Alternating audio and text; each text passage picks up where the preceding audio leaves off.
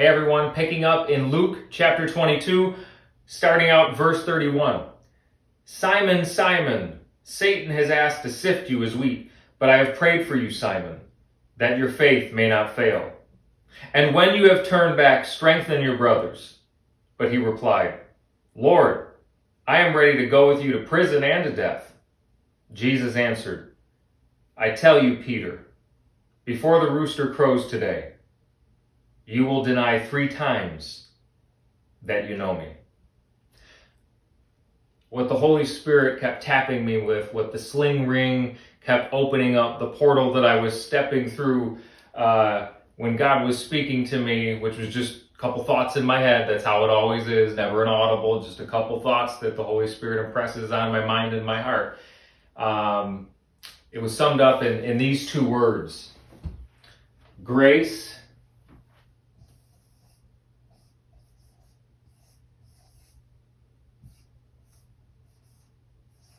and truth. Grace and truth. What we see here in these couple 3 verses is Jesus is speaking very positively of Peter in a way. And at first he calls him Simon. He says, Simon, Simon, Satan has asked to sift you as wheat, but I have prayed for you, Simon, that your faith may not fail.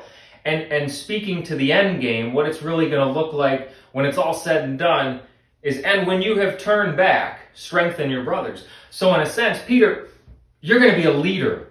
You're going to be a leader, and I've prayed for you, so don't worry. You're not going to fail. You're not going to fail. You're not going to miss it. You're going to stumble. You're going to falter, but you're not going to fail. I'm not going to let you fail, filled with such hope. And that's kind of the grace part. And if we seek to define, what does this word mean? And that's why I think the Holy Spirit kept bringing it back to my heart and mind, is grace is really about getting something that you don't deserve. Mercy is not getting what you deserve. Grace is getting something that you don't deserve. It's unmerited favor. You didn't earn it, you don't deserve it, but it's given to you. And truth is somewhat philosophically hard to define in a sense, because truth is really a person. In fact, in John chapter 1, John describes Jesus as being full of both of these words, grace and truth. That Jesus in the flesh is full of grace and truth. So actually both of these words really point to a person. When Pontius Pilate was speaking to Jesus right before the events that were to be set in motion where he was crucified, he asked Jesus, what is truth? And Jesus said that he testifies of the truth, meaning that God is truth.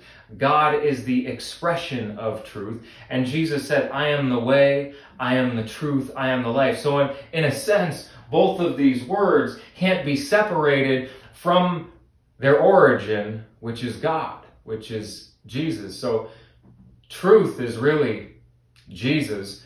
Grace comes from Jesus.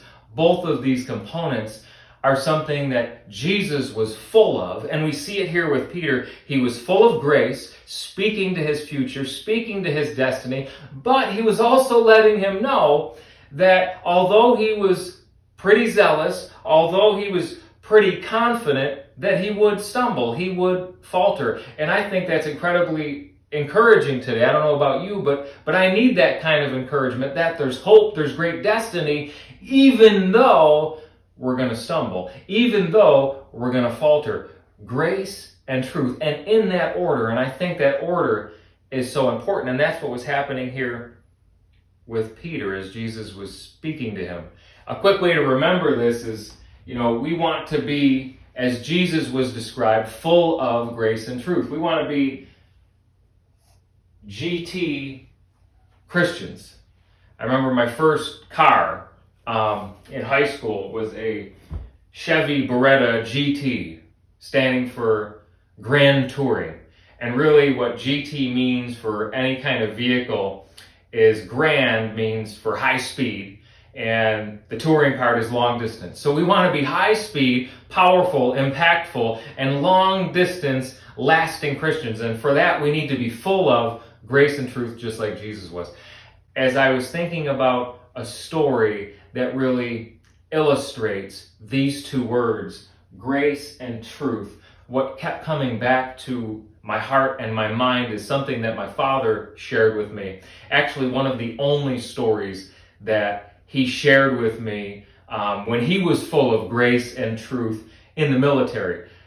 My father was in World War II. As young as I might look, thank you very much, my dad had me when he was 56 years old.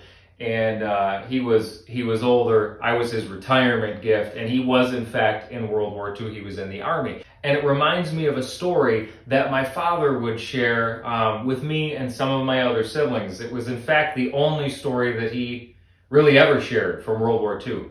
And he was in Europe. He was in Germany, as a matter of fact. And it was him and his squad of guys.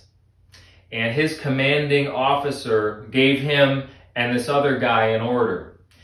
They gave them the order, him and this other guy, to go hold a position at the top of a hill. They had a barn. They had no heavy artillery. They had no vehicles. All they had were their rifles and some pistols. And essentially they were told, my dad and this other guy, to go hold a point position and to prepare for trying to slow down what was potentially going to be a couple Panzer tanks that were coming through that area. And my father, being pretty street smart, realized that some rifles and some pistols were probably no match for some Panzer tanks. So, full of grace and truth, being very kind, not arrogant, and telling it as it is, both of those things being combined into one statement, he went to his commanding officer and he said to him, "Sir, you bet, we'll take that point position right after you." And he would tell me that story when he wanted to illustrate the point to me that, Michael, don't give an order, don't give a command to someone if you're ever in a leadership position that you're not willing to follow yourself. And he communicated that statement, what I believe to be, when he was full of grace and full of truth. And his commanding officer rethought the command that he gave my father and this other guy. And he said, you know what, on second thought, we're going to fall back and we're going to evacuate this area and we're going to call in more reinforcements. And my father would tell that story to illustrate to me and to my other siblings, you know, if you're in a leadership position, don't give a command, don't give an order that you're not willing to follow yourself. And he was talking about how this commander, who was obviously a good commander because he was not willing to follow the order he gave, and my dad graciously and full of truth brought that to his attention, and it ended up saving probably dozens of lives. As I was thinking about these verses in Luke 22, how Jesus was speaking to Peter full of grace, full of truth, as I was reminded of my father's story, how being full of grace, full of truth in a situation, how it can save lives.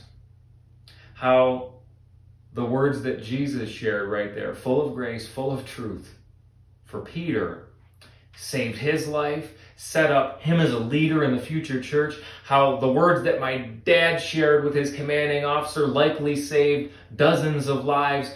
I was challenged by the Holy Spirit. Where in my life, where can I share some words of grace? Something that's not deserved, unmerited favor, and truth. Something that's in alignment with who God is. Where can I share those words for myself? Grace and truth for myself. Grace and truth, a whole lot of grace and truth needed in the time that we're in these close quarters. Grace and truth for my family, for those around me. Where can I extend grace and truth? Because it just might save someone's life. So I encourage you with those few scriptures and with that story of my father that your words of grace and truth. When you allow, and the other cool thing is it says that Jesus was full of grace and truth. We need to be full of grace and truth. We need to be willing to be refilled each day with grace and truth. That's why it's so important that we spend time in His Word, we spend time in prayer, we spend time gathering with other believers, not in person in these days, but remotely, digitally, wherever we can, so that we can be filled with grace and truth to help move other people forward like Jesus was doing with Peter, one of the early pillars in the church, and how powerful our words, our deeds, filled with grace and truth can be, how they can even save lives. So I encourage you today with that. Where can you bring some grace and truth to yourself, to those around you? Love you all. Have a great rest of your week. And what's God speaking to you?